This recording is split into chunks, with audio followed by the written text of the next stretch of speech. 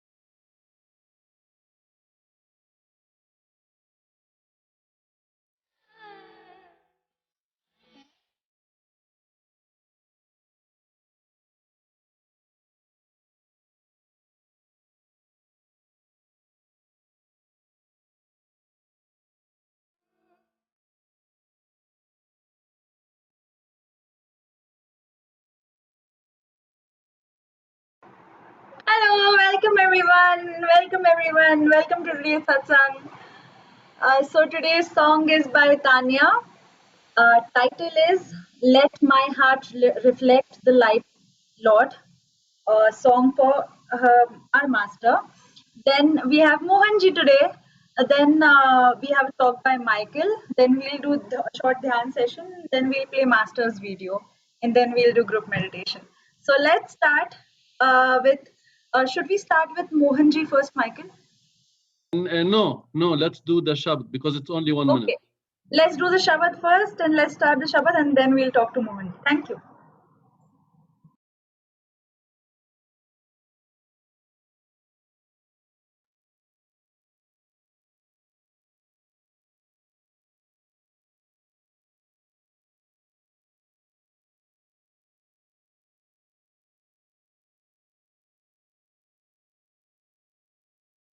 Let my heart reflect thy light, Lord, as the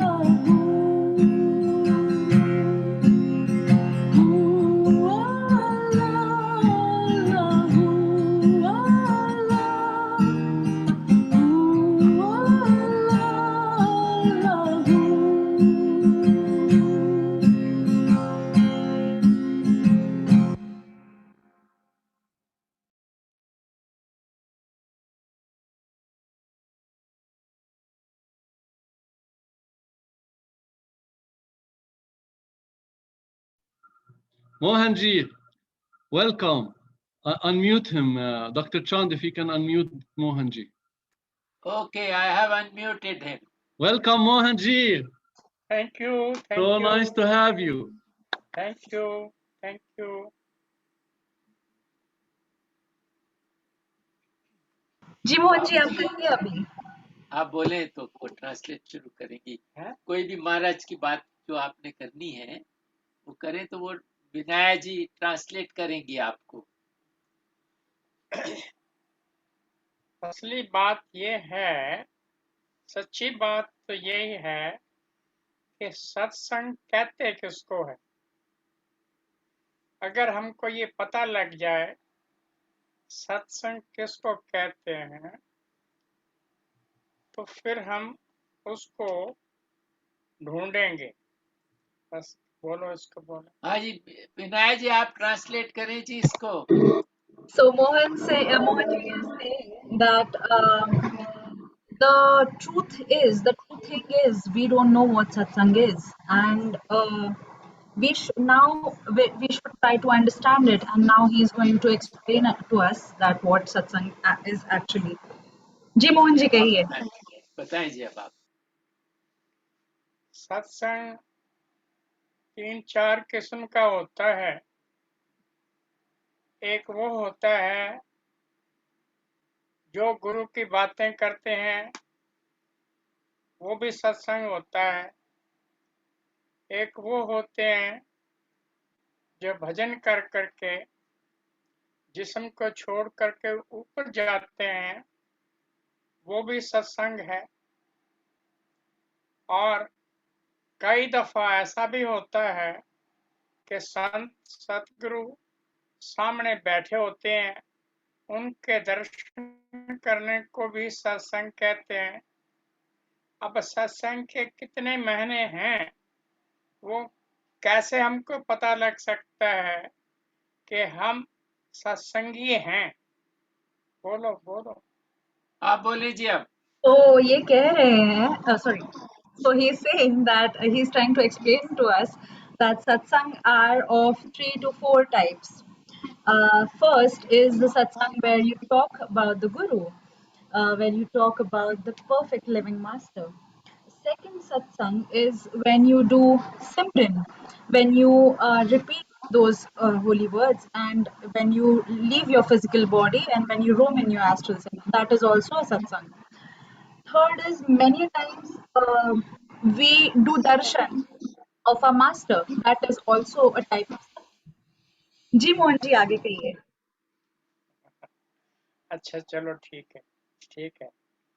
बात ये है कि ये सारा ही काम जो है, ये सारे जो बातें हैं, है तो ये ठीक, मगर एक बात बोलूं, जैसे मैंने कहा कि ये खरबूजा बहुत बढ़िया होता है, मैं उसकी बात करता जा रहा हूँ, खरबूजा बहुत बढ़िया, खरबूजा बहुत बढ़िया।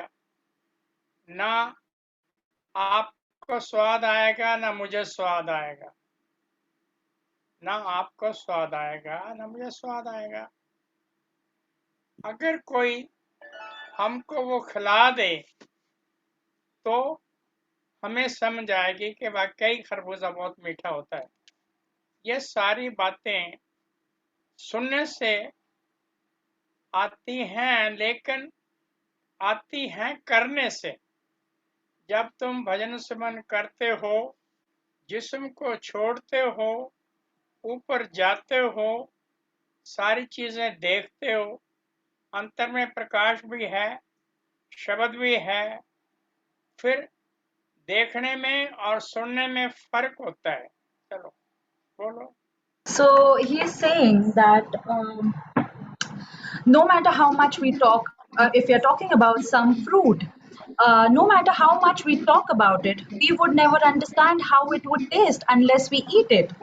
So that's what he's trying to say. Unless we experience it, unless we experience the light inside of us, unless we experience unless we leave our physical body and experience the astral experiences and the upper experiences, we would not understand that what it really is. So we need to experience it rather than, even if we are talking about it, the experience is also really, really important. Ji Mohan ji. अच्छा, चलो ठीक है। ऐसा है, जब हम किसी संत सतगुरु के चरण में जाते हैं तो पहले हमारा प्यार होता है देखने से, उसके बाद फिर सत्संग सुनते हैं। कुछ लोगों को सत्संग की समझ तो आ जाती है, लेकिन वो उस पर चलते नहीं है, और जिनको समझ आ गई वो उस पर चलने लग जाते हैं। जैसे ही चलने लगते हैं, उसके बाद फिर अंतर में उनको प्रकाश भी आता है, शब्द भी आता है। ये सारी बातें देखने से आती हैं, सुनने से नहीं आती। So he's saying that when we go to a Sadguru, we fall in love with the way he looks, as in we fall in love with his darshan. Uh, so there are some people who understand what he says and they don't follow.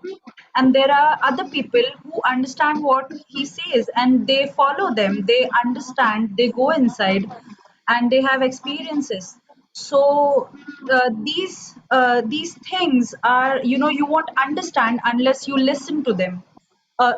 Watching is not enough. You have to listen and follow what the Guru says. जी मोहन जी कहिए। अच्छा, ऐसा है बेटा, जब हम किसी महापुरुष के चरण में जाते हैं तो वो हमें समझाते हैं कि भाई सब कुछ तुम्हारे अंतर है, जाओ और देखो। बहुत सारे लोग सुन लेते हैं, करते नहीं। सुनने के बाद वो फिर दुनिया की बातों में चले जाते हैं। जो लोग सही सुन लेते हैं वो भजन करना शुरू करते हैं। भजन करना जो है ये बहुत ज़रूरी है, शब्द सुनना भी ज़रूरी है, मगर और इसमें दो चीज़ें ज़रूर हैं कि जब भी आप कोई सत्संग सुन रहे और पूर्ण संत का सत्संग हो रहा है तो उसमें आप पूरा ध्यान लगा के रखें, मगर ये मत सोचें कि हमारा जो है भजन एकदम ऊपर चला जाएगा। नहीं, ऐसे नहीं होता। भजन तभी जाता है जब हम मेहनत करते हैं और हर रोज बैठते हैं, तब जाके हमारा भजन शुरू हो जाता है। कई दफा बहुत अच्छे एक्सपीरियंस होते हैं, कई दफा नहीं भी होते हैं, तो उस टाइम आपको डिसहार्ट नहीं होना चाहिए। बोलो बेटा। जी, so he's saying that master makes us understand that that everything is inside. Many people who understand, but they don't listen, they don't follow what he says, and they get dragged in the physical world with the physical just, and they get dragged into the physical world. I'm so sorry for the background noise. And there are some people who follow what he says, who listen to themselves, who listens to the master, and they go within, they experience what the master says. So there are two things which he is trying to explain, that whenever you listen to a satsang of a perfect living master, be very, very attentive. Do not think that if you follow all the things which he says, if you follow what he says, do not think that you will get instant progress. You will take time, you will need hard work, you have to do it regularly, you have to do it attentively, regularly, then you will experience, then you will have inner experiences, but it will be slowly and gradually. That is what he is trying to explain. जी, मैंने कुछ गलत कहा होगा तो please बताइए। ठीक है, ठीक है ठीक है बेटा, ठीक है। बात ये है कि महाराज कृपाल एक बात बताते थे। वो बताते थे 4 किस्म के आदमी हैं जो संतों के पास जाते हैं और उनका क्या क्या होता है देखने का। तो जो भाई सुन रहा था उसने कहा कि महाराज मुझे उन आदमियों को दिखाओ जिनको जरा से खुशबू आई है, और दूसरा जो है वो उसको जरा बहुत प्यार मिल गया, और तीसरा जो है वो सारी रात महाराज जी की बातें सुनता रहा, और चौथा वो है जब वो गए तो वो जो भाई था उसके 2 लड़के थे, एक लड़की थी और उसकी वाइफ थी। तो क्या हुआ कि जैसे ही संत सतगुरु वहां पहुंचे, गुरु नानक पहुंचे, तो वो बहुत खुश हो गए। उन्होंने सब कुछ निशावर कर दिया और उसके घर वाली खाना बनाने लगी। तो एक लड़का गया और अपनी माँ के पास गया, वो वहीं गिर गया और मर गया। अच्छा, उसने उठाया, पलंग पर डाल दिया, ऊपर चादर डाल दी, और फिर महाराज जी का जो खाना बना रही थी वो खाना बनाने लग गई। दूसरा उसका जो लड़का था वो पिता के पास गया और वो गिर गया और वो भी मर गया। और फिर उसके बाद उन्होंने उठाया, चारपाई पर डाला और कपड़ा डाल दिया उसके ऊपर कि ये दुनिया के काम है, चलते रहेंगे। आज हमारे महाराज आए हुए हैं तो हमें इससे सब बढ़कर खुशी कोई भी नहीं हो सकती। तो जब वो बैठे थे, गुरु नानक साहब वहां उनके घर पर बैठे हुए थे, तो उनकी जो लड़की थी वो आई और महाराज जी के गोद में बैठ गई, और उसने कहा, उससे पूछा, महाराज जी हम आपकी गोद में हैं, जीते जी भी आपकी गोद में, मर के भी हम आपकी गोद में ही हैं। इसलिए फिर उसके बाद वो महाराज जी ने खाना जो था लग गया, खाना सब लग गया। फिर महाराज जी ने कहा अच्छा भी बच्चों को बुलाओ। तो वो बोले कि महाराज जी वो हमारे बुलाने से नहीं आएगा, हमारे बुलाने से नहीं आएंगे, आप बुलाओगे तो आ जाएंगे। तो फिर बाबा गुरु नानक देव ने उनको बुलाया और वो आ गए। सब ने बैठकर खाना खाया। वो थे जो गुरु के पूरे पूरे शिष्य थे, जिनको पूरा भरोसा था, और वो अंतर भजन में भी जाते थे।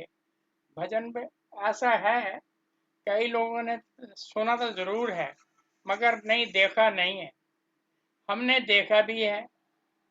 क्यों कि वो आदमी जो भी है वो बातें कर रहा है मेरे साथ, और बातें करता करता ही ऊपर चला गया, और वो वहीं मैं उसके पास ही बैठा रह गया।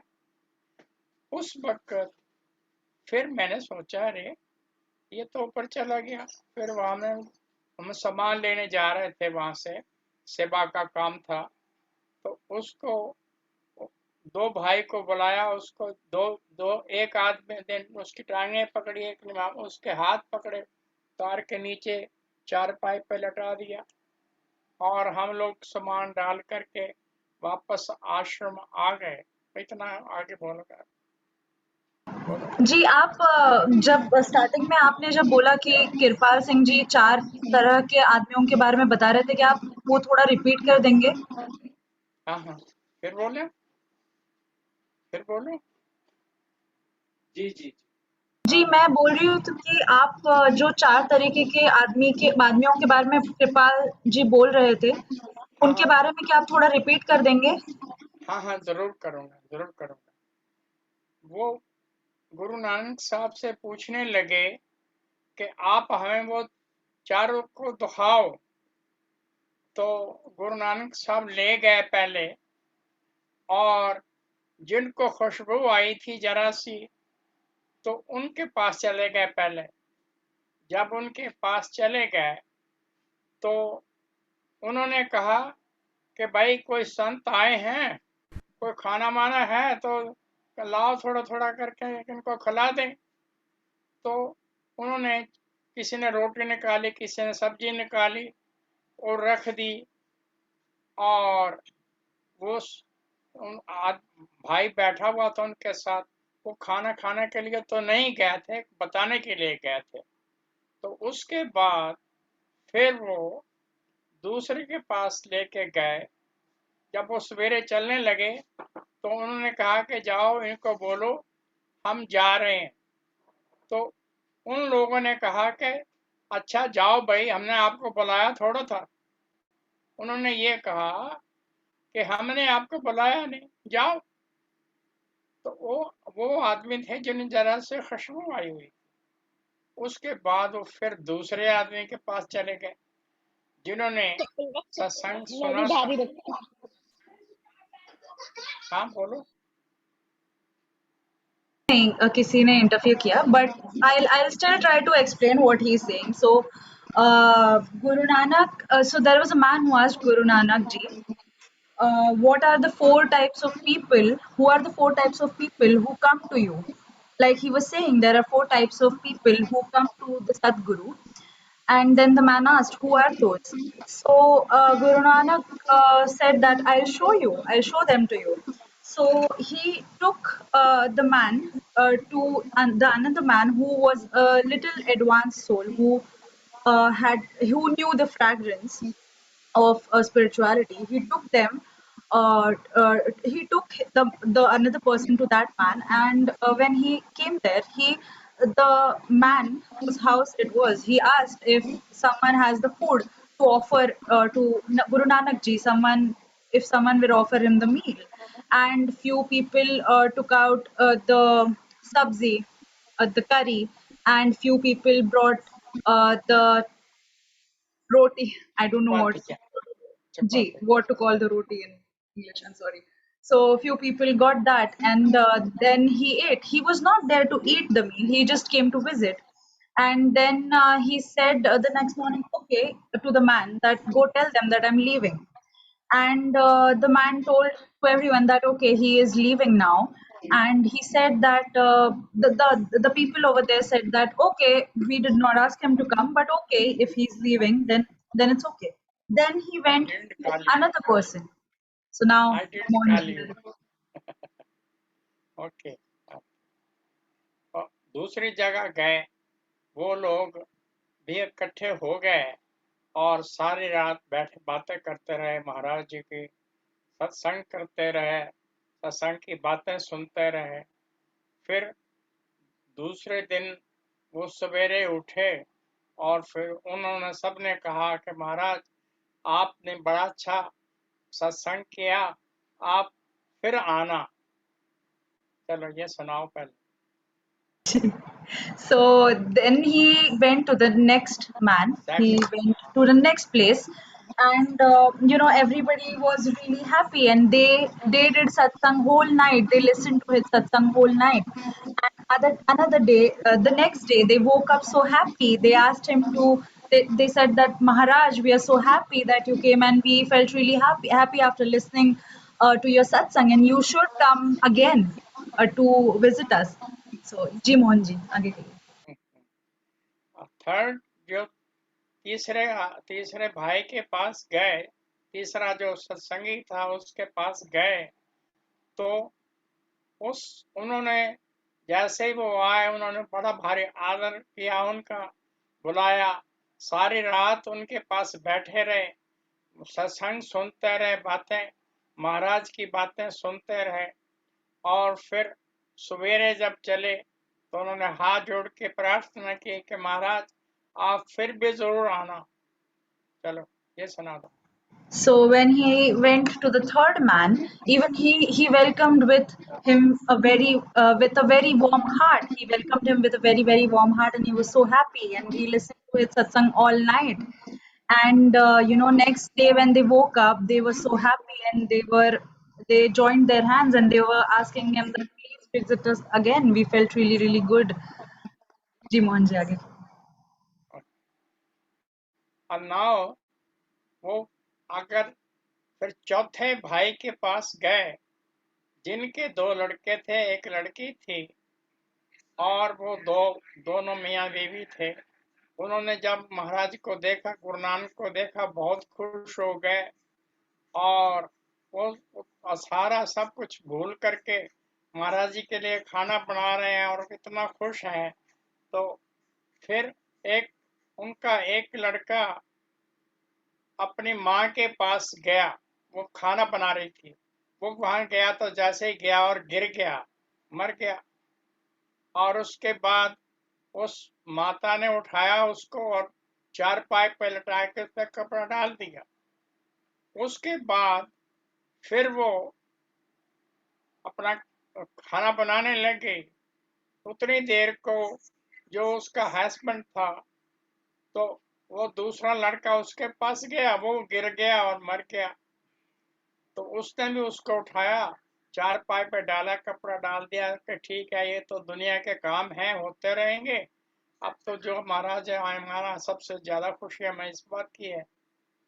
और उनकी जो छोटी लड़की थी, वो महाराज जी के गोद में बैठ गई जा करके। तो महाराज जी ने पूछा कि तुम्हारे कितने भाई हैं और कैसे हो? तो उसने कहा कि महाराज, हम जिंदा भी आपके हैं और मर के भी हम आपके ही हैं। तो ये उसने बच्ची ने महाराज को बताया। उसके बाद फिर खाना तैयार हो गया, खाना लग गया, और वो भाई भी जी भी देखना चाहता था, वो भी साथ बैठा हुआ था, और खाना लग गया। तो महाराजे ने कहा अच्छा भाई ऐसा है, बच्चों को बुलाओ। तो वो घर वाले बोलने लगे महाराज, आप बुलाओगे तो आएंगे, हम बुलाएंगे तो नहीं आएंगे, तो आप ही बुलाइए। तो फिर महाराज जी ने उनको बुलाया, तो वो बच्चे भी आ गए और बैठ के सबने खाना खाया। तो जिस भाई ने पूछा था कि हमें आप बताएं कि पहला कौन है, दूसरा कैसा है, तीसरा कैसा है, चौथा जो है वो कैसा है, तो उन्होंने उसके सबको दिखाया कि ये पहले वाले हैं, ये दूसरे वाले हैं, ये तीसरे वाले हैं, ये चौथे वाले हैं। जिनको पूर्ण गुरु से विश्वास है, उनके लिए तो सवाए गुरु के और कुछ भी नहीं होता। वो सिर्फ अपने सतगुरु को ही मानते हैं, सतगुरु से ही प्यार करते हैं। इसलिए हमें सतगुरु से प्यार करना चाहिए। सतगुरु से प्यार करना हमारा फर्ज है, लेकिन प्यार सतगुरु देता है। एक मत सोचना प्यार हम करते हैं, ये कभी भी मत सोचना।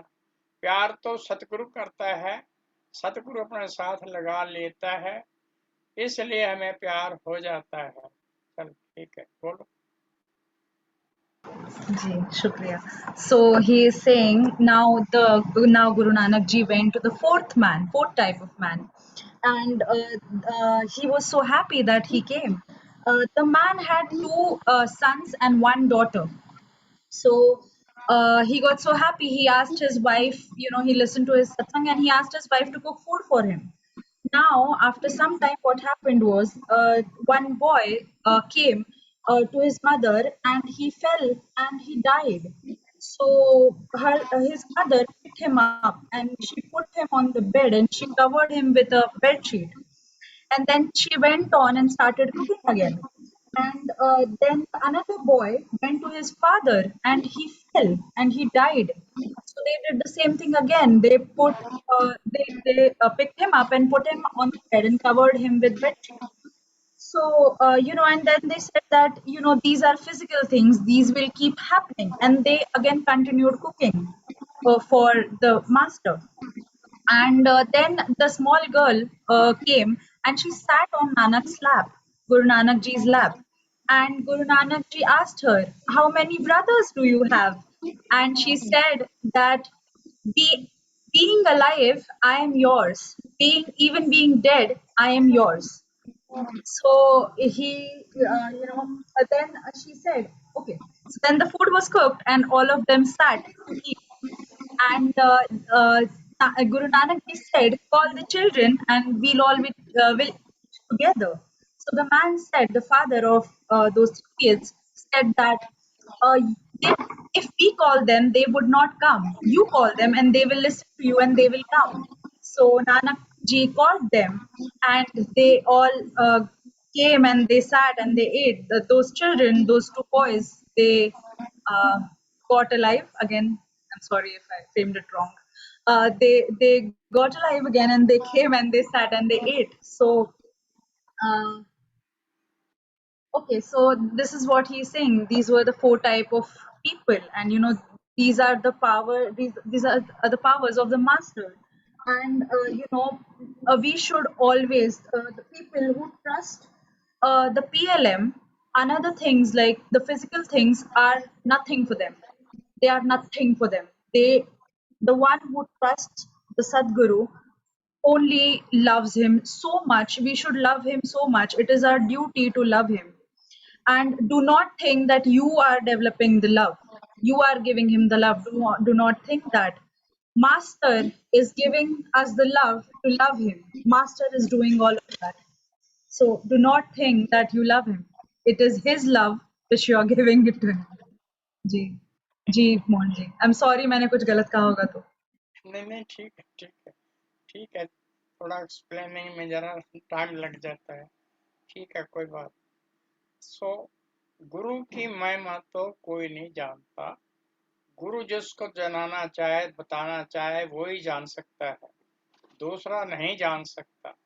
चाहे जो आदमी कहते हैं कि हमें पता लग गया महाराज जी का, अरे वो तो उनको कुछ पता नहीं होता। गुरु का जिसको पता लग जाता है वो गुरु ही हो जाता है, ये सीधी सी बात। क्यों कि वो उसके हुक्म के सिवा कोई कदम नहीं रखता। अभी आपको मैं एक बात बताता हूँ। एक भाई था, जब वो भाई भजन करता था, फिर करते करते वो चौथी मंजिल पर 5वीं मंजिल पर पहुंच गया। जब चौथी मंजिल पर पहुंचा तो हजूर बाबा सावन सिंह जी प्रकट हो गए और उससे पूछते हैं कि तेरा गुरु कौन है? तो उसने कहा कि मेरा गुरु कृपाल है। बोल दे बेटा। so ji so he's saying Mohan ji is saying that no one would understand the महिमा को क्या कहते हैं चांद जी इंग्लिश में? Grandeur, sorry grandeur you can call grandeur. Okay, so no one would understand the grandeur of the guru. No one would understand his way of, dealing with things. No one would understand that unless he wants you to understand that. Grandeur or glory. Yes, no one would. Thank you so much, Visheshji. No one would understand the glory of the guru unless he wants you to understand it. Unless he wants one to understand what he really is. If some person says that he knows guru, no, he does not understand anything. And the one who understands guru becomes guru himself. Without his hukum, without his order, nothing exists. So that's what it is. That's what he's trying to explain. Now he's telling us a story about a man who did so much bhajan, who did so much meditation that he reached to the fourth stage from within. And, Huzur Sawan Singh Ji appeared in front of him. And he asked him, who is your guru? Who is your master? And the soul of the man said that my master is Kirpal Singh Ji. So he will explain now. तो उसके बाद उसकी story लिखी गई थी, मगर इतनी ऊंची स्टेज पर जा करके भी गुरु का होना पड़ता है। अगर उसमें जरा सी भी गलती कर ले तो उसको भुगतना पड़ता है। बस बोलो बोलो बेटा। Ji. So he is saying that even if you reach to the highest stage, you still need your master with you, and even if you do little bit of mistake, you have to pay for it. That's what he's saying. The story of that man was written, and that's what the message was. That even no matter which stage you reach, you need the guru with you. You need the master with you. Ji Mohan ji. That's Ji, thank you so much, Mohan ji. That's all for today. Thank you so much, Sangat. Thank you, Mohan ji. मुझसे कोई गलती हो गई तो I'm very very sorry. Thank you. no, it's all right. ठीक है जी, ठीक है, आज इतना ही सही। चलो ठीक है। ठीक है जी, thank you very much. Mohanji, thank you so much. Please put your hand on my head. It needs your hand. Well, All the blessings to you, don't worry. Don't worry. I kiss Maharaj you. is a blessing with you. I kiss you. I kiss your feet and your hands, and I thank Baba Sawan Singh for bringing you. You are so treasure to us. I don't know why there are only 40 people here, because I feel all the lovers of Sant Kirpal Singh, all the lovers of Baba Sawan Singh should be here. Yeah. That's I don't understand this. I don't understand why the lovers of God are so little that no one sees the glory of God, but I see the glory of Baba Sawan Singh living in Mohanji. In fact, what I do, I'll tell you a secret. I play Baba Sawan Singh on purpose to just watch Mohanji. I don't watch Baba Sawan Singh. I just watch Mohanji's reaction when I play Baba Sawan Singh. And then I enjoy just to see the deep devotion of his. First of all, when he sees Baba Sawan Singh, he goes like this. It's like an electrical shock, and I try to just feel what he is feeling, and I do, and it's like an electric shock. And then his hands come like this, and he looks so attentively at Baba Sawan Singh. The lover is looking at the beloved, and what happens at that moment? It is like the lover and the beloved become one. Mohanji and Baba Sawan Singh just merge into each other, and I just get that vibration, and I just enjoy the nectar of Baba Sawan Singh coming out of Mohanji. What a great blessing.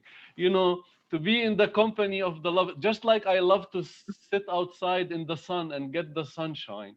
Also, I feel million times better than being in the sunshine when I am in the company of the true God lovers. In the company of the true God lovers like Mohanji, it is better than sunshine. It is the sunshine of the Lord raining on us. It is the sunshine, it's the Sawan, the rain of Sawan is just showering us in the presence of somebody like Mohanji. I don't know. I feel like all the lovers of all the masters should be here.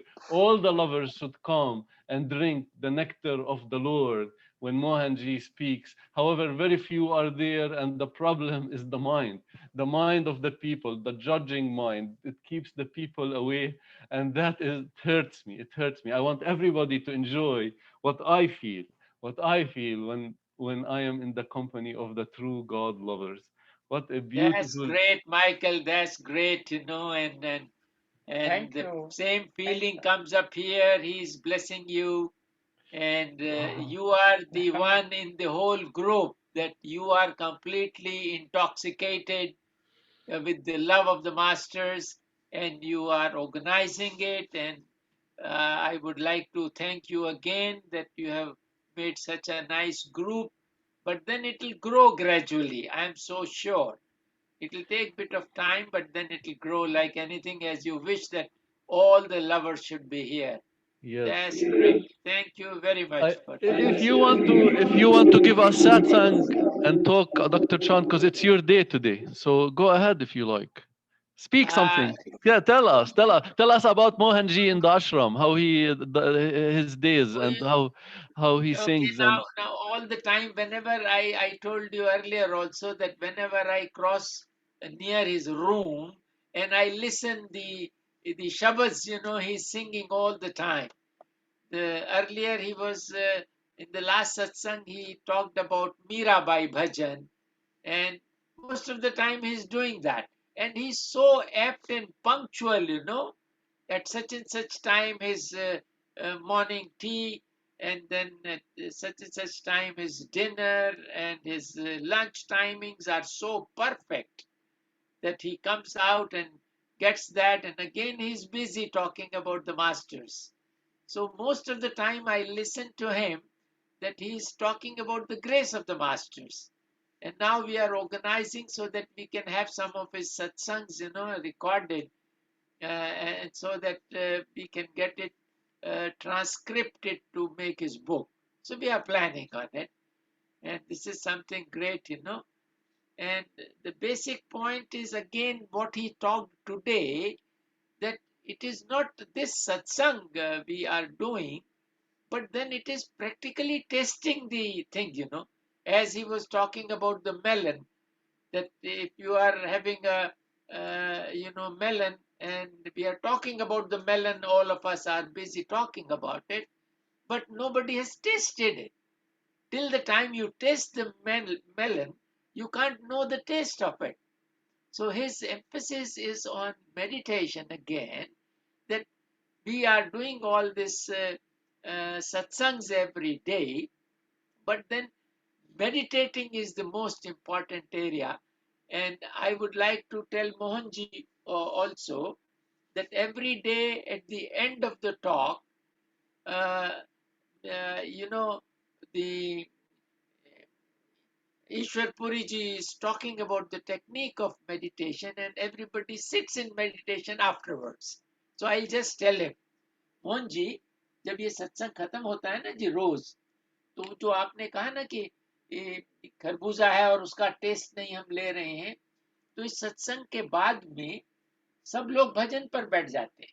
हाँ, तो सभी का जो group है हमारा वो भजन में बैठता है. So I have told him this, that everybody tastes that after the satsangs are over here, then everybody sits in meditation. And that's how everybody enjoys and knows that taste. That's why we are all lovers here. That's great. Thank you very much for today's talk. I have done my little part, but then on some other day I'll take up some other subject and talk on that. That's right. So today we are talking only about the taste. Taste means that we must sit in meditation and we must enjoy that what it is, what we are talking. You are talking so nicely, Michael. So many details come in everybody's talk. Vishesh is talking about Anurag Sagar, and Prem Palji talks, and Rohit talks. Everybody talks. But then the theme is to sit in meditation and enjoy it. That's what it is.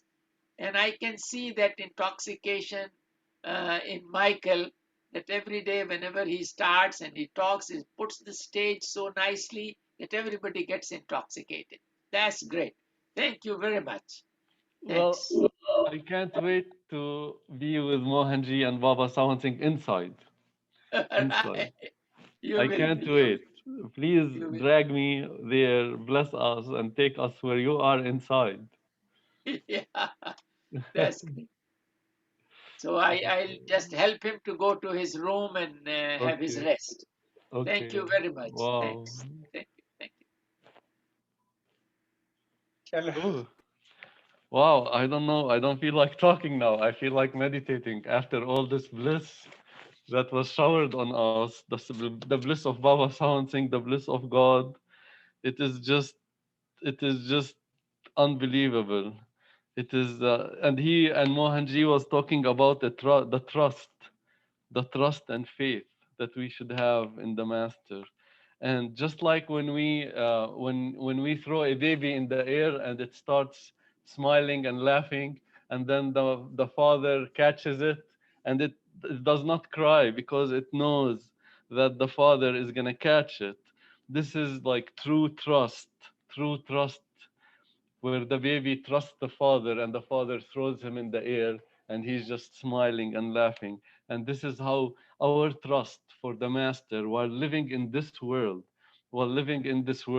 should be. It should be just so deep and so full of faith that this trust, we trust the master. When we trust the master, then he has to fulfill every need of us, whether it is our health, whether it is our financial pocket, whether it is our families. That the more trust and faith we build in the master is the more our life will be easier, as he will be doing more. It is the same. The more trust, the more the master will do, the more he will take. And he is capable of everything. He is capable of everything from A to Z in our life. There was a story about some village that did not have rain.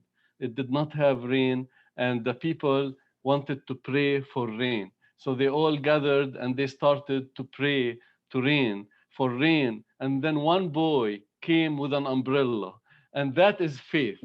Our faith should be like that boy that who came with an umbrella. He had so much faith in God that the prayer will bring the rain, that he came with an umbrella. And that is true faith, that this whole path is just built on faith and trust. If we just develop faith and trust in the master, our soul will be just swimming in the love of the master, dancing in the master, and just enjoying every moment the bliss of the master. The bliss of the master. My master is the greatest. He who protects me. My master is the greatest. He who protects me at every moment in life. I think this is all what I want to say today. I'm just just in awe from the blessing of the presence of Mohanji. I will play now our Holy Father Ishwar Puri Ji, and then we can meditate together and absorb. Like Mohanji said, taste the fruit of God and taste the nectar of God that is already being tasted outside. Like once we are drenched in the nectar of the Lord, then outside we taste it and inside we taste it. And that when life becomes beautiful, that every moment in life when we remember the Lord, then a wave, an electric wave of a shock of love comes. It's like you feel it and you taste it. And that is in the outside world, that the nectar is not just on the inside, it is on the outside. And it comes in the form of pure bliss, pure joy and laughter. Pure bliss, pure joy and laughter of every moment in our life when we are holding the hand of the master. The more we polish our soul, the more it will reflect the light of God, the divinity of God. And the more our soul will enjoy, as much as we just just keep our focus on love. Keep our focus on love and nothing else. Once we focus on love and we forget everything else, once we focus on the guru, what is the guru? One time, one person asked Baba Sawan Singh, and he told him, should I come to India to see the guru? And this was Baba Sawan Singh's reply to him. He told him, I want you to walk with no feet. I want you to touch with no hand. I want you to see with no eyes. I want you to come to India, see India with your soul, and not only India, all the Brahmand I want you to see. And then he told him that the outer guru is just a dress that the real guru wears. It's just like a dress that the real guru wears, and that dress can be taken out at any moment. But the real guru is the Shabd.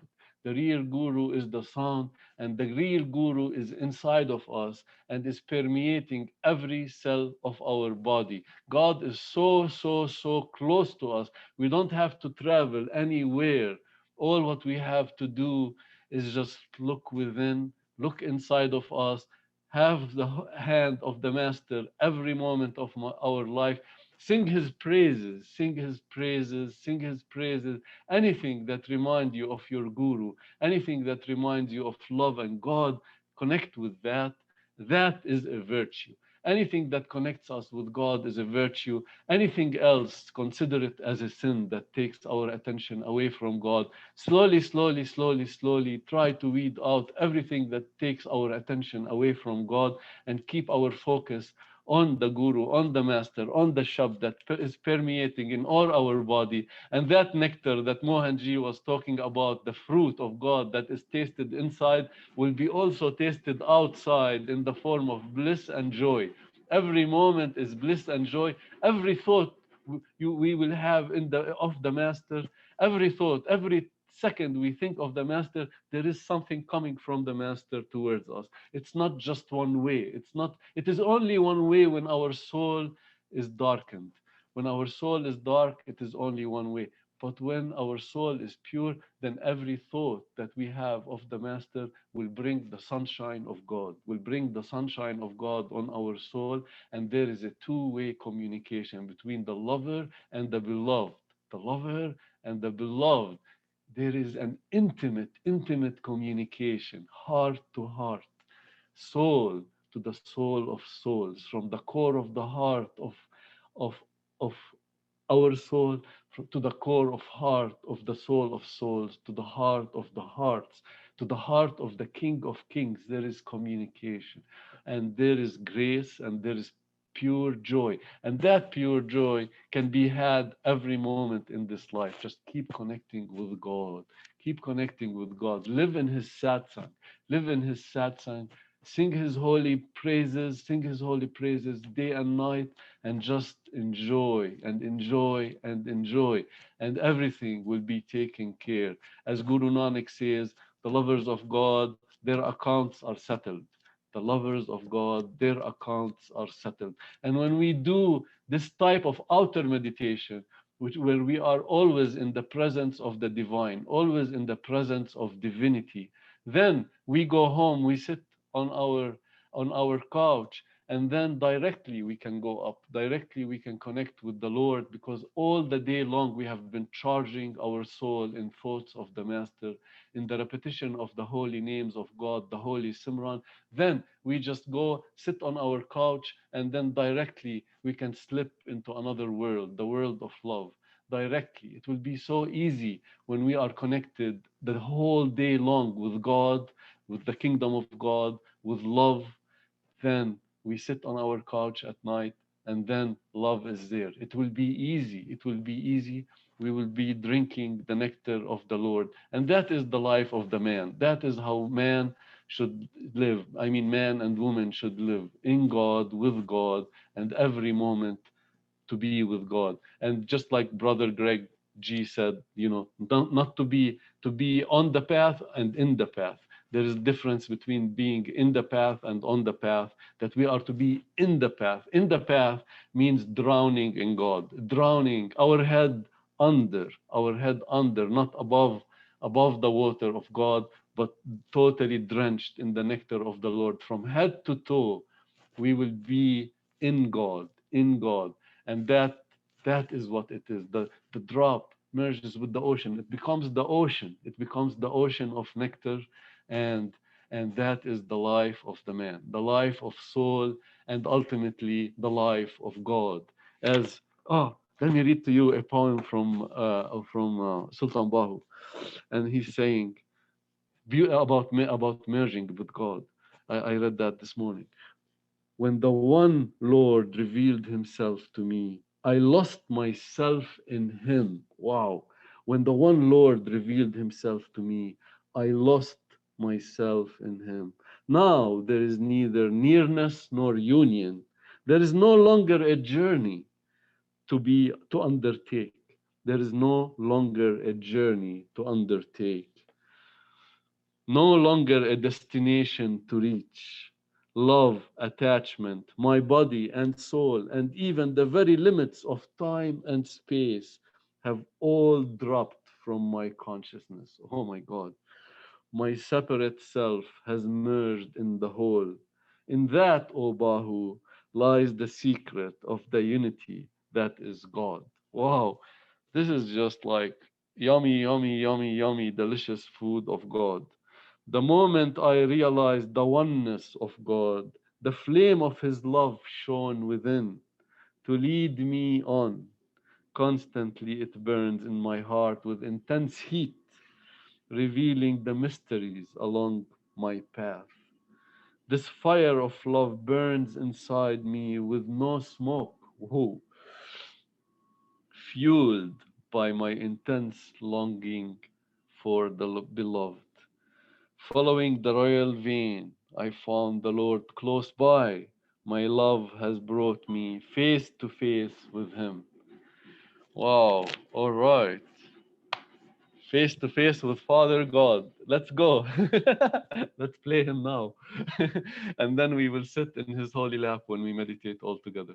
So I'll play Master now. Thank you, Master, for the seva.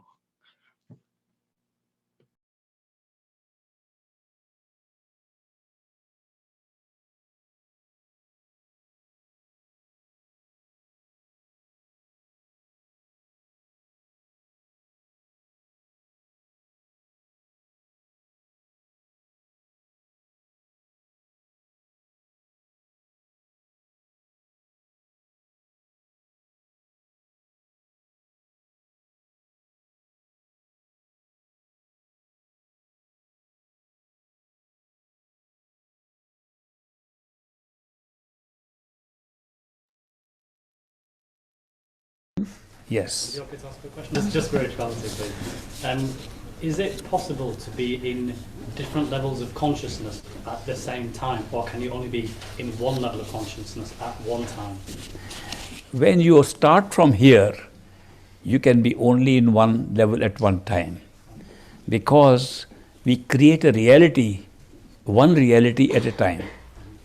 When we are in the physical level, this is our only reality.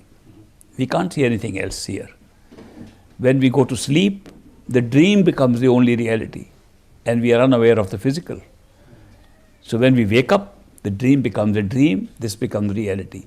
When we go to the astral plane, that's the only reality. This becomes unreal. Everything else is unreal. When we go to causal plane, only one is real, all the others are unreal. At one time, we only experience one reality, except when we reach the top. When you reach Sachkhand, you experience all realities at the same time, because none of them is real, and they are set up, and that setup you can see from there. That is why perfect living masters who operate from Sachkhand, they are aware of all levels at all times. Even when they are here, they are operating at the same time in the other levels, because they know all levels have been created. The souls have been dispersed as a show, and they take care of the souls at all levels at the same time. A Gurmukh who follows the instructions and reaches Sachkhand, even if he is not a perfect master, even then he has access to all the 5 levels at the same time. So the only way you can get access to all 5 levels is if you reach the top. At all other places, only one reality at a time. Yes. You'll meet all the people there. People who you think are dead here are still alive there. And therefore, there's a larger crowd there than over here. And there are many people you know who will meet there. And you will discover another thing in the astral plane, that the name you had given to yourself was the name given in the physical plane only. That is not your name there. That you had several names, and you had a common name which was different than all those names you took in the physical incarnations, and then you have your own name in the astral plane. So then you will find that you are many living here, but you are only one living in the astral plane. In the astral plane, you can do many things which you want to do here but can't do it. And you start, it's like a world. It's like this world, except some laws of that world are a little different. For example, you fly. You don't walk.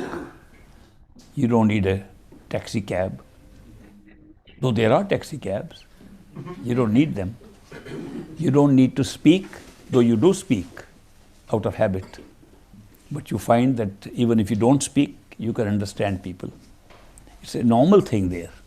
So in the astral plane, life is a little different. Also, you will find that the astral plane, you cannot create a karma because you know what's going to happen next.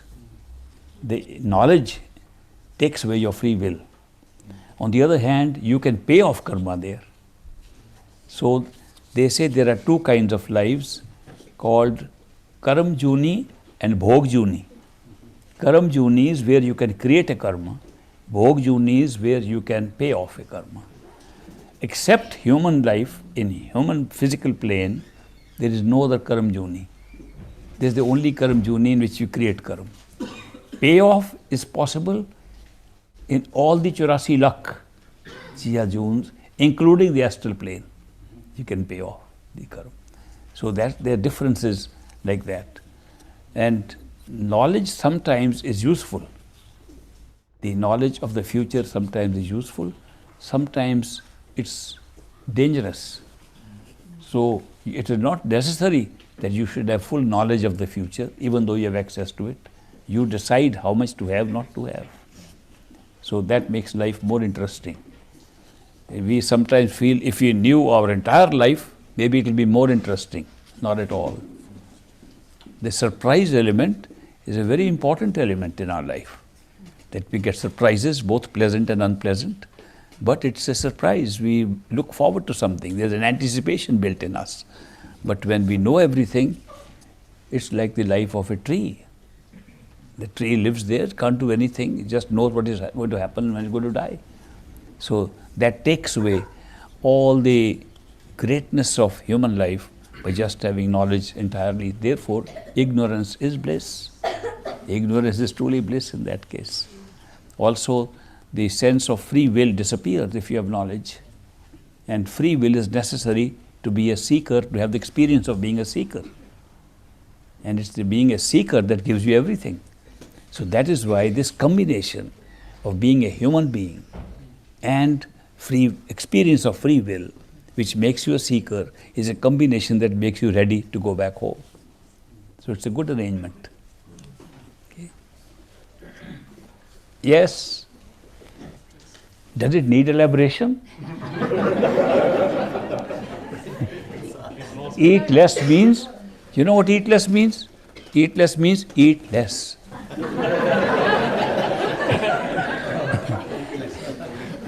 I tell you, we all overeat. We need much less food than we eat to be healthy.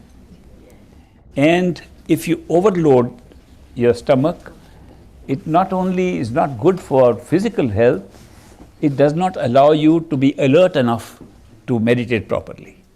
So that's why when you eat less, you're more alert, and alertness is needed to be able to meditate in a wakeful state. Otherwise, the tendency to sleep increases. If you eat a big meal and then meditate, you'll go to sleep. I think it's built into our biorhythm that if we eat too much, we need a sleep, like a siesta, you know.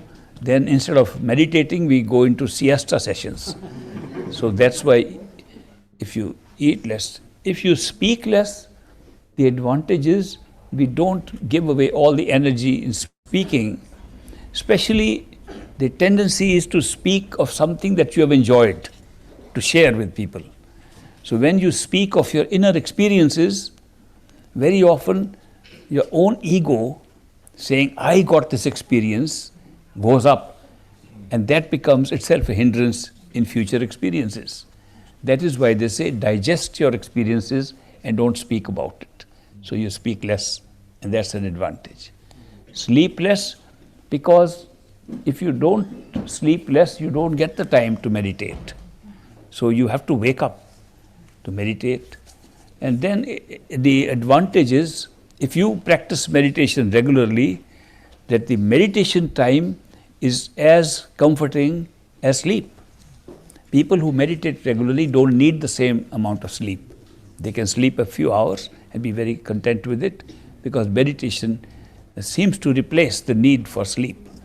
So people who meditate a lot, they don't sleep too much and they're very happy about it. So these are good dictums given to us, that to eat less, speak less and sleep less. And then of course the fourth follows. If you can do these three things, meditate more. Good enough? Thank you. Oh, welcome. Yes. Silence. Shunyan means zero. Shunya means zero, nothing. Silence, darkness, nothing. Shunya is a creation of condensing all possible experiences into nothing. Shunya does not mean emptiness. Shunya is full of creation, but it is not visible. It is not manifest. An unmanifest creation is called Shunya. Shunya is of course Sanskrit word. The Punjabi equivalent is Sun. Sun and Mahasun.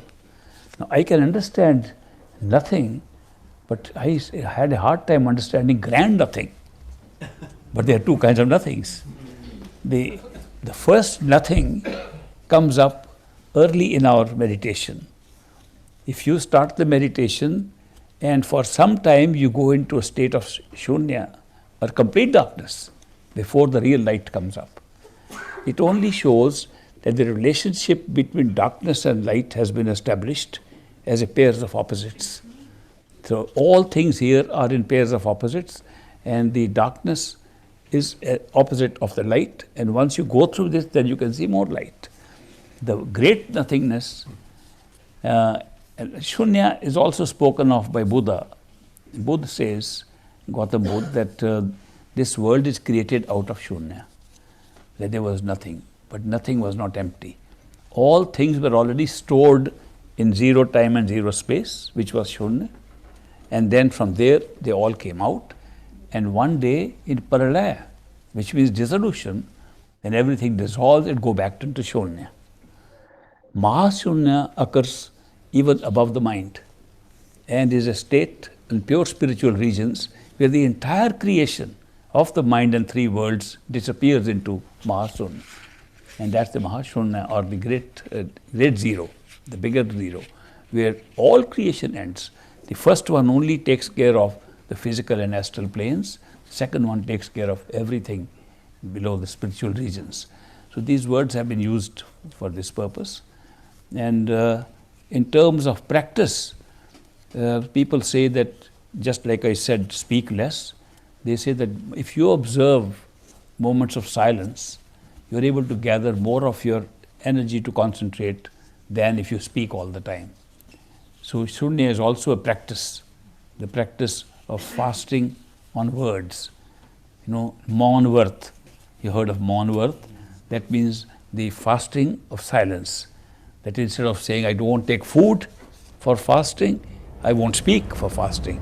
But it should be real. I know people, they are fasting, they won't speak, but they use a pen and paper and they write. That's the same thing like speaking. That is not real Maun Vart. Maun Vart is when you try to stop even your thoughts. It's a style of meditation. Maun Vart is supposed to be a meditative technique, but the way we use it is a ritual. That, okay, I won't speak, but I will write, and you give me answers in writing. That's conversation like anything else. Also, they say that the prayer, if you want to pray for something, to God, to a deity, to an Isht, anybody who you discover can answer your prayer, then you should pray without asking for an answer. If you pray and ask for an answer, that give me this, that's not prayer. That's a business transaction. Okay, I'm asking this, send it to me. It's like a business. It's correspondence. To pray and ask for an answer is a correspondence. Prayer means, I am laying this in front of you, then I leave it there. This is so important that in the Hindu philosophy, based upon the Gita, it says that all action and all your effort should be without regard to the fruit thereof. The phal should not be any part of your consciousness. Your consciousness should be on how skillfully you are doing your part. The result is in somebody's hands. If you don't worry about the results, you get all the results. And if you worry about the results, then regular correspondence, sometimes you succeed in business, sometimes you fail. So Krishna's dictum was yoga karma su kaushalam. That means true yoga. If you want to be a yogi, have union with the truth, then you should perform your action with the best skill you have. Not that you say, oh, I am aloof from the world, I am running away from the world, I am a yogi. A yogi is one who lives in the world, does his duty as skillfully to the best of his ability, and then forgets about it after that. Not says, because I did this, I deserve to have this. Then it's not done for a yogi. A yogi must not ask for the fruits thereof. So all these are interconnected, and people have practiced them in different ways. They're all good, useful things. If you practice any of these, you are preparing yourself for the spiritual path. We all want happiness. Our desire is not for Sachkhand. Desire for happiness. We all want happiness in everything. The ultimate goal always seems to be happiness. And so happiness can be in many forms. Our belief generally is that pleasure gives happiness. That the pleasure of acquiring things that we like gives us happiness. That if we have a big house, it gives us happiness. If we have obedient children, it gives us happiness. If we have a lot of money, it gives us happiness. So I was studying in a university in America, in Harvard University, and I picked up a new subject to study happiness from the economics point of view. In an economics class, I said, let me see what economic return can we get if you want happiness. So I prepared a questionnaire to ask 1,000 people living in the greater Boston area in USA, what makes you happy? And I put up a list. Let's just write down the items, 5 or 10 items that make you happy. The answers were very similar. The one that I just told you. If you have a lot of money, that was number one. In America, it is still number one. If you have a lot of, how many dollars you have, makes you more happy. If you have a good big house, 1 or 2 or more cars, especially the expensive ones. If you have those imported Mercedes-Benz standing there and Cadillac standing there, you are happy. If you have good family, good children, big house, mansions, you are happy. They all give very similar answers. I also asked what makes you unhappy as a converse. The converse for the same thing, poverty, bad health, disobedient kids and so on, just the opposite of that. Then I picked up people who had given their profiles and who had good houses, big families, nice families, obedient, well-doing children, lot of money, multi-millionaires. So one multi-millionaire was an ex-professor of the Harvard University. So I decided to interview him. I asked him, are you happy? He said, not at all. I said, why did you say? He said, I didn't say I'm happy. I said, what makes you happy? I said, you have money, you are a multi-millionaire, your net worth, I have studied, is $10 million. That's a lot of money. And you have a good house. Everything that you have written should make you happy. Why are you not happy? He said, let's take this 10 million thing first. He said, I went to this university where you are studying. I got a doctoral degree. I spent several years studying. And then I set up my business. And then I was very successful. And I have built up $10 million of assets. But look at my neighbor. He never went to school. He has assets of 20 million. You think I can be happy? The man's happiness was being controlled by his neighbor. This is what happens to us. So when you look at the happiness and unhappiness of life, you find there are so many intangible things. You don't notice them. The intangible things make you happy or unhappy. You can have a very bad relationship. I have met people who have all these qualities of happiness. Celebrities, film actors and actresses in the United States, in Hollywood. And you go and stay with them, most are happy. Why doesn't money make them happy? Their celebrity status, people are admiring them all the time, running after them, getting autographs. They are so unhappy because of broken relationships. Because that girl ditched me, that man ditched me. How can I be happy? He ruined my life. I said, what about all the money? Money can buy nothing. Those people tell me money cannot buy happiness. So it looks very strange that when they define happiness in these terms, and when they speak of happiness, they are not happy because of something else. So it's a very great combination. Ultimately, in my study of that 1,000 sample, I drew up a list of the tangible things you have and the intangible things you have. You can be very contented and happy because you are following a spiritual path. And you are contented. It doesn't matter how much you have or how little you have. It's a contentment. You don't have a problem with it. You're very happy. You have a lot of money, you're worried about what to do with the money. Worry is a very important factor in the intangible list. How much you worry makes you unhappy.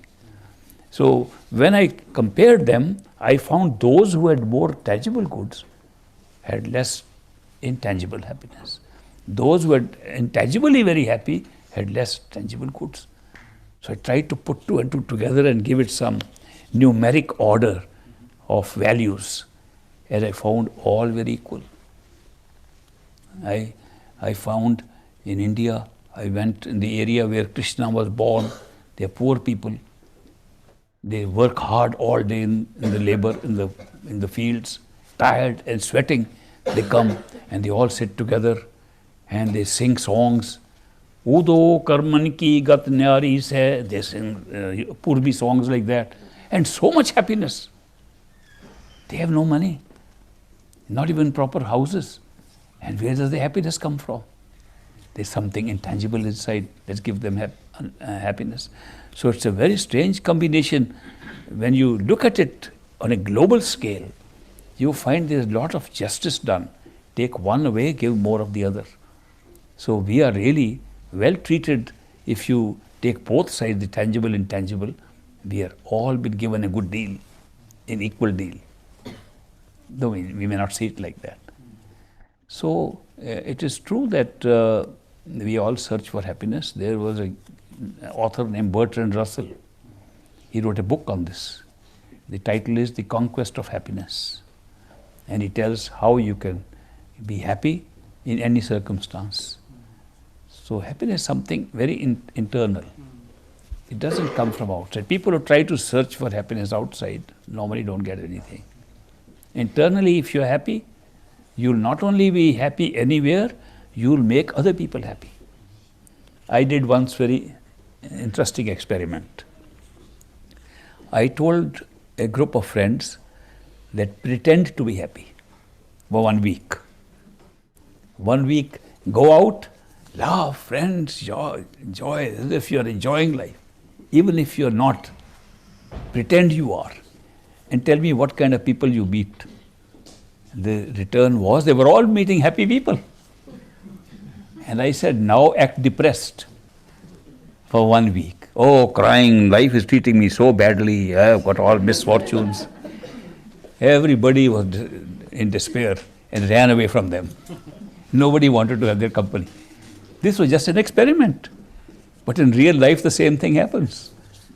So, happiness breeds happiness. And when you're happy and contented, you spread it, it's contagious. You spread it around. Okay. How do you practice, Simran? Being in innate karma state. Yeah, you can be by making it a habit. You can't practice Simran in the daytime without first making it a habit. If you make it a habit, then the Simran goes on automatically without your trying to have it, and then you are in that state. So to make it a habit takes time, and you can make a habit of doing it at odd hours, especially at night, before sleeping. If you do Simran for before sleeping, it keeps lasting even during the sleep and becomes a habit. So when it becomes a habit, you'll notice every time the mind is already doing Simran. And that's the state in which you feel that happiness with the Simran. That's the Nekarma state. Okay? Yes, at the end. It depends from where we are coming back. If we are coming back just from the first region, it's karma. It's pure karma. If we are going above the mental stage and we come back, we pick up our own destiny, and that's our free will. At the top, we get the free will back again. So it depends where we come back from. Most of the time, we are coming back only because of karma. The karma pushes us back. How it works is that when we die in a human life, towards the end of life, as death comes us, we are able to see the whole of this current life in backwards.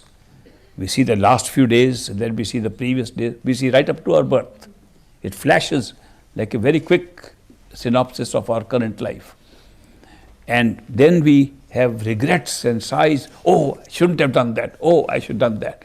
Those are the most important factors in developing the next life.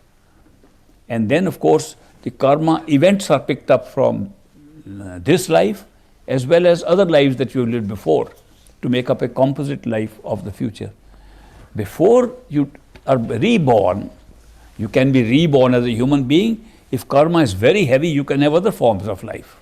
If karma is very great, very good, you can go into states of higher consciousness and spend time there and come back. But there are two areas which are in the astral plane, which we call hell and heaven. Now, you can make a hell out of your life in the planet Earth also, and you can make a heaven here too. But those are areas of certain experiences which are very pleasant, and some experiences are very terrible, and we call them hell and heaven, and a number of them. Number of such territories are there. When you die, the only free will option you are given is that in your karma of this life, you are entitled to heaven for this much period, entitled to hell for this much period. They don't cancel each other. Which one would you like to go first? Heaven or hell? That's the only free choice you are left at the time of death. And remarkably, people are very divided on this. Supposing I were to ask this audience now, if you were told at the time of death that because of your karma, you have to spend 15 days in hell and 15 days in heaven, and you have a choice where to go first, how many of you will go to heaven first? How many of you will go to hell first? Can you imagine people choosing hell?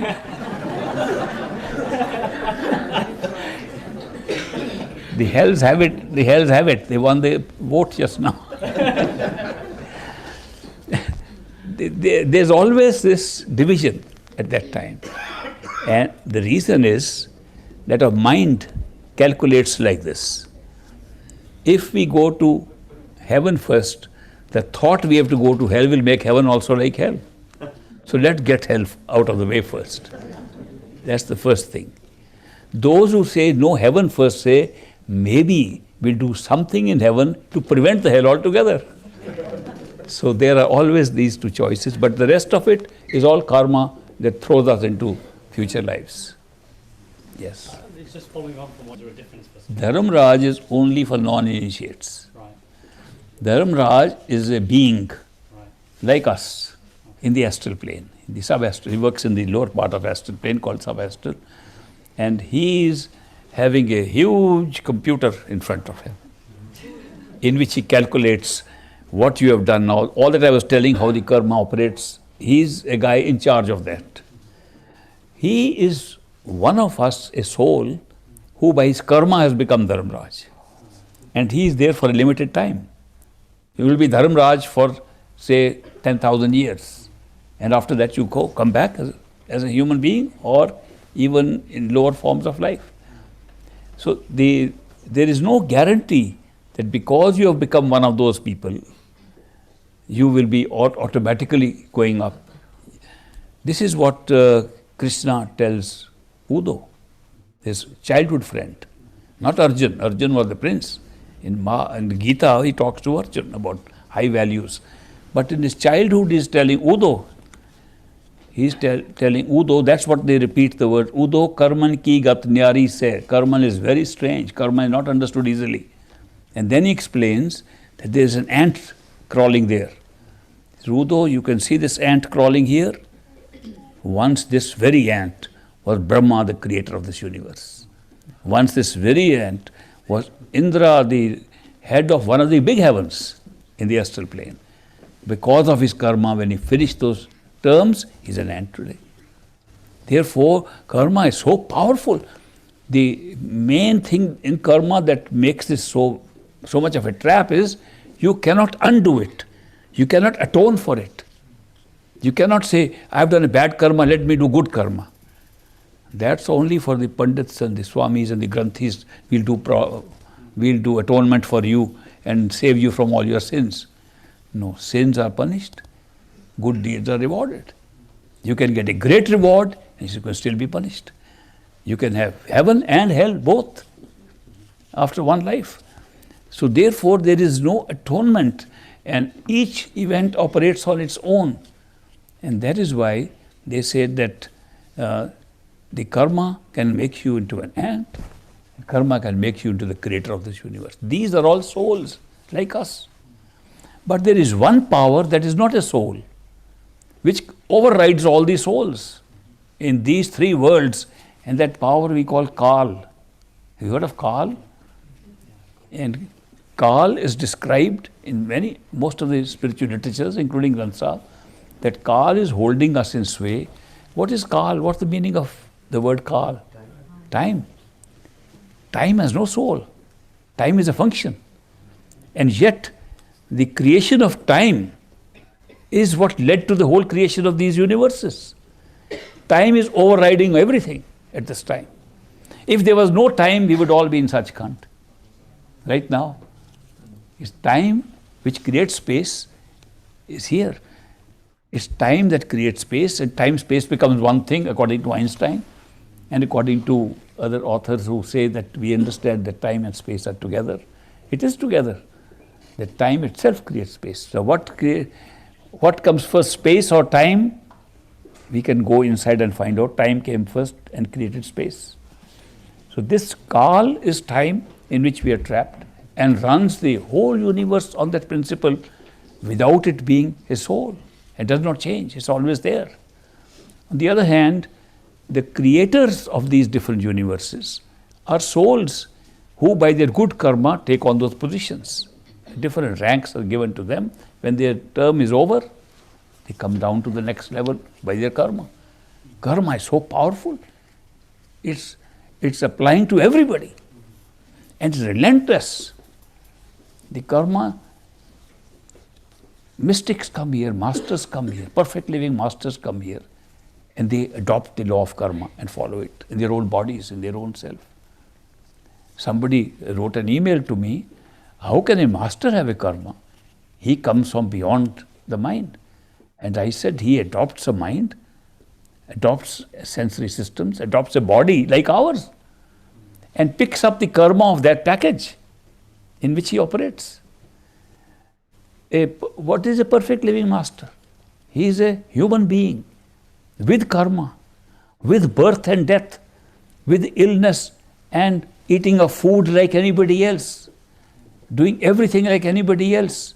The only difference between a perfect living master and us is his awareness is in all five regions at the same time.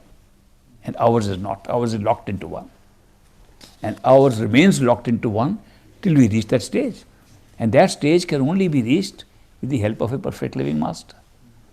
All others can take you to different stages And at that time, only one stage will be real. People who get some experiences of spiritual realization, they see one realization and they think that's it. We found the truth, now this is untruth. And when we come back here, they're telling us about the truth. Who are they telling if this is untrue? Do you realize?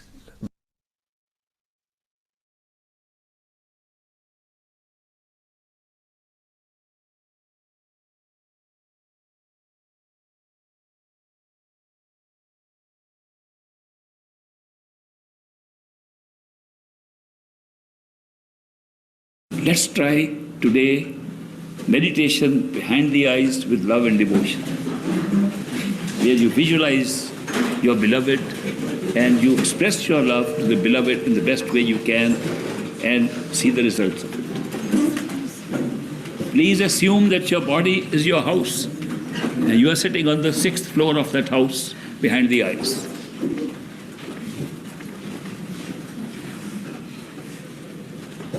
First, establish yourself in the meditation chamber behind the eyes, then visualize your beloved, then start any kind of meditation you want, including Simran, listening to the sound, or conversation with the Master.